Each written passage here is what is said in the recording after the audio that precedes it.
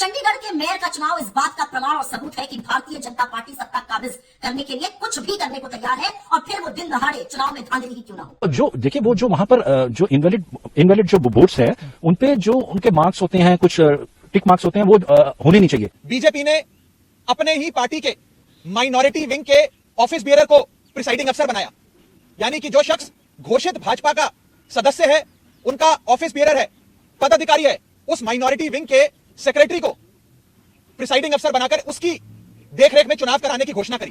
तो वो after voting वो पाए गए एंड वो 8 जो उनको हमने जो इनवैलिड उनको डिक्लेयर किया था। चंडीगढ़ मेयर के चुनाव को थोड़ा समझना जरूरी है। आम आदमी पार्टी और कांग्रेस ये चुनाव मिलकर लड़ रही थी। हमारे साझा उम्मीदवार कुलदीप सिंह थे, भारतीय जनता पार्टी के उम्मीदवार मनोज सोनकर थे। चंडीगढ़ नगर निगम में 36 वोट है मेयर चुनने के लिए। 14 नगर निगम के सदस्य भाजपा के थे, एक उनकी मेयर किरण खेर, एक शिरोमणि अकाली दल का वोट, 13 आम आदमी पार्टी के वोट और 7 वोट कांग्रेस के थे। 9 मनोनीत सदस्य होते हैं जिनका वोटिंग नहीं होती है।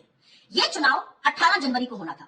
पीठासीन अधिकारी अनिल मसीह, जिनके भाजपा से अत्यंत प्रगाढ़ संबंध है, जो मनोनीत सदस्य हैं, जिनकी भाजपा में खूब आवभगत होती है, उनके तमाम वीडियो और फोटो वायरल है जहां पर भाजपा उनका स्वागत करते हैं, वो पीठासीन अधिकारी थे। 18 जनवरी को वो यथाएक बीमार पड़ के अस्पताल में एडमिट हो जाते हैं, चुनाव टल जाता है। हम पंजाब हरियाणा हाईकोर्ट गए। पंजाब हरियाणा हाईकोर्ट ने यूनियन टेरिटरी के प्रशासन को निर्देशित किया कि चुनाव 6 फरवरी को नहीं 30 जनवरी को होगा। चुनाव हुआ। भारतीय जनता पार्टी को 16 वोट मिले, 14 उनके नगर निगम के सदस्य, एक किरण खेर और एक शायद शिरोमणि अकाली दल का मिलाकर 16 वोट मिले। आप और कांग्रेस के साझा कैंडिडेट को 20 वोट मिले। सीधी जीत हमारी थी। लेकिन पीठासीन अधिकारी अनिल मसीह, जिनके भाजपा से प्रगाढ़ संबंध है, उन्होंने हमारे 8 वोटों को अवैध घोषित कर दिया।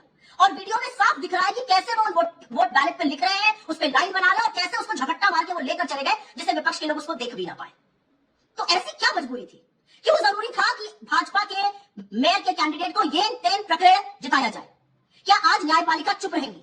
और कहां है वो मीडिया की मंडली जो लोकतंत्र खतरे में है पर नाक मुंह भूस कोड़ते हैं और कहते हैं ऐसा आप लोग क्यों कहते हैं? वो क्यों आंखें तरेरते हैं? क्या आप इस पर एक शो भी करिएगा कि दिन दहाड़े 8 वोटों को अवैध घोषित किया जाता है, उस पर लिखा जाता है, उसके साथ खिलवाड़ किया जा रहा है, ये कैमरे में कैद है? क्या आप इस पर एक भी शो करने को तैयार हैं?